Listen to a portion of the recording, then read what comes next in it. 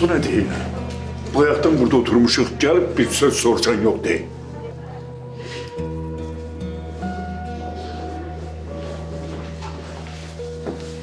Hekim, kızım necədir? Əməliyyat bitdi. Yox, hələ əməliyyat davam edir.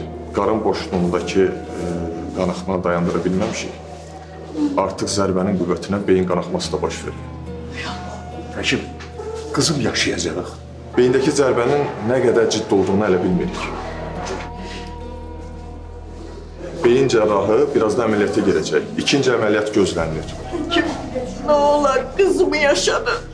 Bana bir şey olsa ben de ölerim. Biz qızınızı xilas etmək üçün əlimizdən nə gəlirsə edəcəyik. Xahiş edirəm, sakitləş. Yaxşı həkim. Biz sizden haber gözleyeceğiz.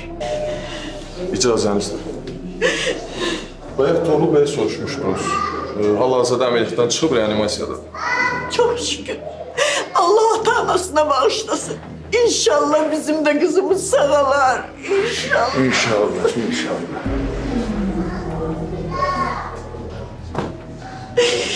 Kurban olayım sana, ne olur Leman'ımı koru ilahi, ne olur.